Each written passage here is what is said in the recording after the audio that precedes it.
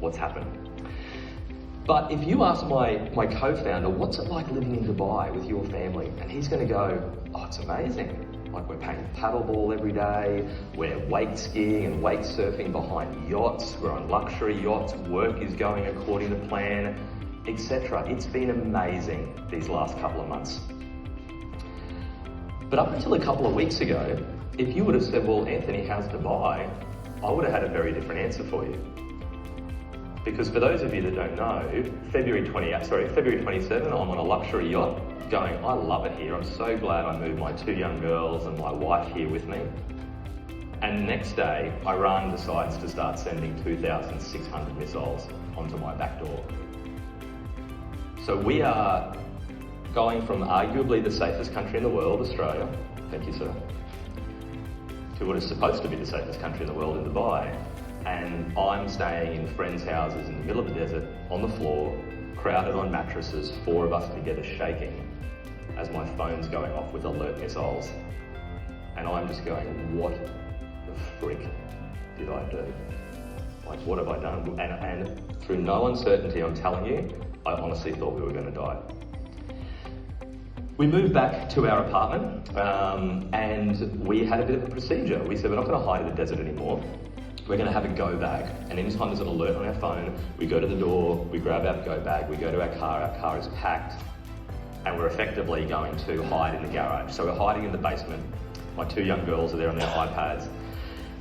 And after about 12 days, we decided we can't do it anymore. We jumped on a 2 a.m. flight and we left. I wanted to go anywhere. We ended up going back to Australia, and they've been there ever since. And my girls, every time there's a thunderstorm, they shake. Every time there's a door slamming, they shake. And even one of my team members out there, we were outside before, and I said, do you hear that rumbling? And she said, no. And I said, well, I do, because it's still there. Now, what happened was, and why am I telling you this story? Let's connect some dots here. Because what happened was, is if you ask my business partner, life's great, love Dubai. And I've since gone back there, and then I've come back from here to Dubai. But he was optimizing for continuity. He was optimizing his life for lifestyle, for no distraction, because the UAE did an exceptional job of intercepting an insane amount of missiles with very little damage. But we were optimizing for safety, because we didn't know the whole thing wasn't going to crumble. Now, neither of us were right. It's just what we were optimizing for. And it got me thinking, with this crowd, what are you all optimizing for? So who's optimizing in this room for revenue? Oh, yeah. A couple of even some of you. Okay, I'll help you. Who's optimizing for profit? Oh, here we go. No, it was a trick question. I just wanted to see who fell for it. Okay, nice. All right. Who's optimizing for time for themselves or their staff? Who's optimizing for time? Yeah. Generally people that are affluent in the room are optimizing for time. What about fulfillment? It's an interesting one, isn't it? Fulfillment, right? We're all chasing that a little bit more now. Okay. So one of the big themes that I'm going to be drawing on today is that if you are trying to optimize for those things, chances are you're probably optimizing the wrong thing. All right. So what happens? We're in a group of winners and leaders here, okay? We've got no mistakes. We've got no startups. And if we do have startups, because a bunch of you do have them from those I've spoken to you, but you've also got very other successful businesses. But what we see time and time again is in all growing businesses, 2 things are going to happen. Number 1, complexity is going to outrun revenue, and something will always break at scale. Yeah, there you go. You get it, right? It's like, oh, you've got a big business. You've got a lot of money. Life must be easy. Really? My life's gotten more complicated the more successful I've gotten. You guys get it, right? So this is what we see time and time again with businesses. We see these bunch of things, and I bet you're going to see yourself in here. These 5 things. Profit margins get tighter and tighter even when your revenue increases, okay? Leaders get stuck in low value work. We've got the fact that a big theme today is roles are getting wider. They're not getting sharper. We're going to go into a lot of that today. Staff attrition happens because they're not fulfilled because of these overloaded roles. And for those of you that are either building towards an exit or trying to increase your valuation for an acquisition, you've got key person risk. Is that they've developed strategies now and concepts and new business initiatives for expansion, new medical centres, an entire new range of products and how they're going to move through it. That will equate in the next year to $10.7 million of revenue. Now, they never would have found that if they're all scheduling and doing reports and doing spreadsheets. Workforce design has to underpin everything. Otherwise, discipline, delegation, technology, AI, and labour leverage will fail. Design always comes first.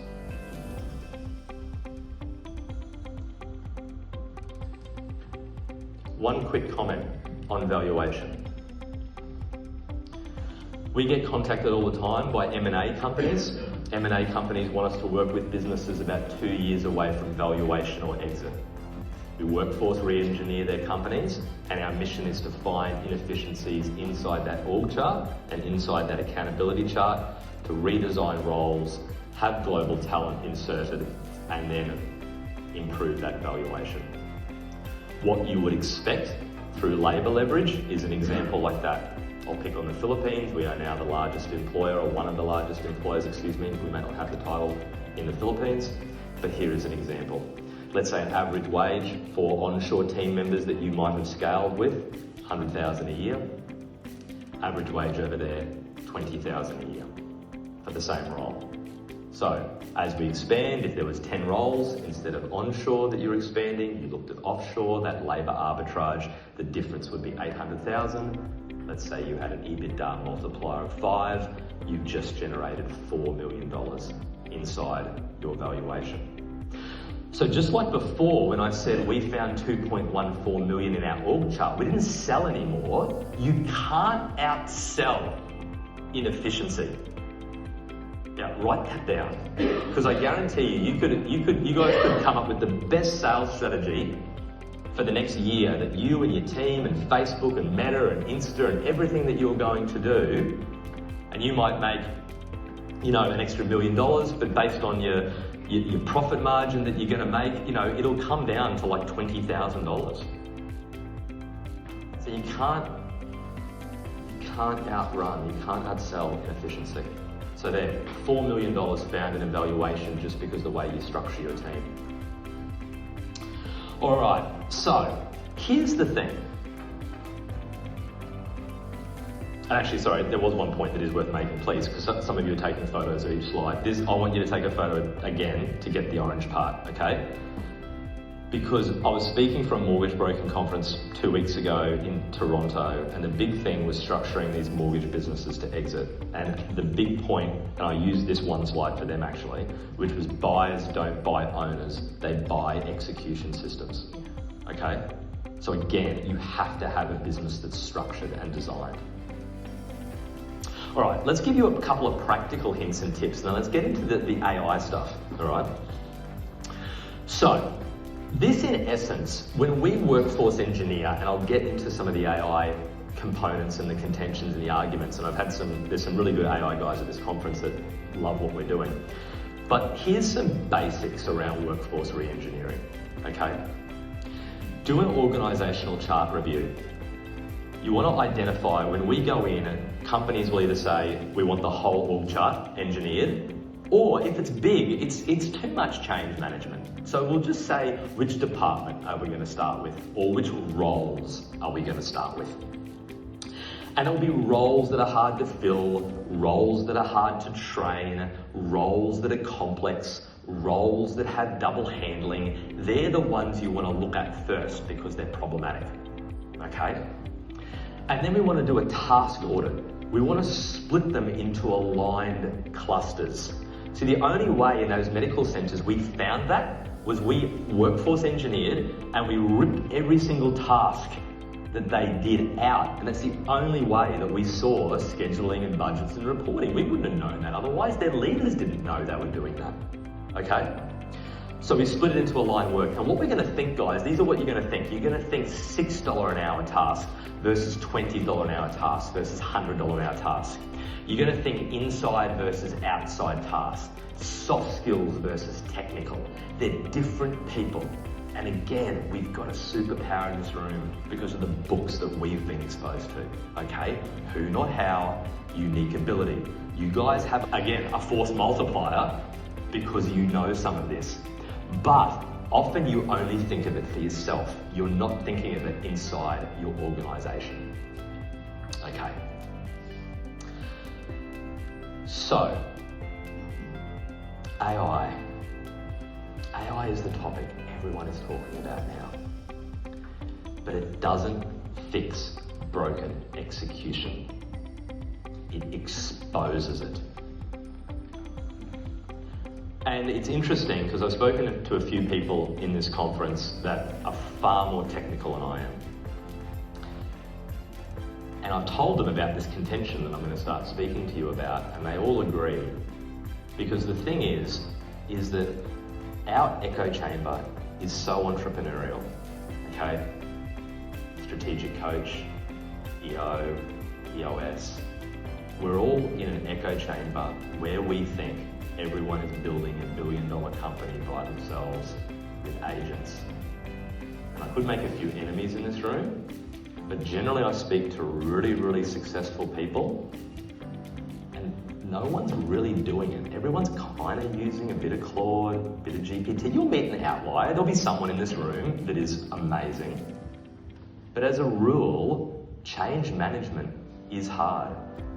So this is the reality. So let this sink in. And I did a video, I've done a lot of videos, but one of them recently was just saying, obviously AI is scary, particularly, a lot of us are okay. We're probably at an age where we're okay, we're seeing massive change, money's fine, but I'm petrified for our children, all right? But I believe this is going to be the biggest opportunity because of this. Look at this. AI amplifies speed, output, communication, decision-making, but it also amplifies chaos, bottlenecks, overloaded roles, fragmented workflows, and poor operating design. It's a force multiplier. Again, AI technology is a force multiplier. So AI is now accelerating amazing things in our company. If you've designed your workforce right, if you introduce AI into chaos, the force multiplier is down. It will waste, and I know this because we've done it. I'm not preaching at you. I just know we are a really innovative company. I'll show you a bunch of the ways that we're using AI and for our staff as well. But it's because we know this. We'll waste so much time on AI projects because you introduce it into chaos.